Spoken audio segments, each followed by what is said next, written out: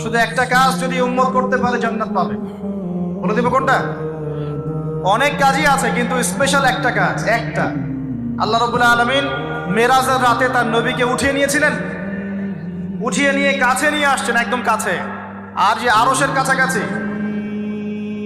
নবী সাল্লাল্লাহু আলাইহি ওয়াসাল্লাম বলছেন ওই সময় তার উপর 3টা স্পেশাল ওহী করা হয়েছে। কয়টা? 3টা।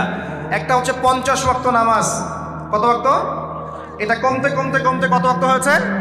5। 5কেও কমানোর জন্য কোন নবী বলছিলেন? মুসা আলাইহিস সালাম বলছেন 5ও পারবে না, কমাই নিয়ে আসেন। 5ও যে পারবে না, মুসা আলাইহিস সালাম কেমন করে জানলেন? তার উম্মত 2 ওয়াক্ত নামাজ ফরজ। কয় ওয়াক্ত নামাজ ফরজ ছিল? ওই 2 ওয়াক্ত তারা আদায় করতে পারে নাই। এই অভিজ্ঞতা থেকে তিনি বলেছেন যে আপনার উম্মত 5 ওয়াক্ত পারবে না। সত্যি না মিথ্যা কথাটা? আসলেই কি উম্মত 5 ওয়াক্ত নামাজ পড়তে পারছে?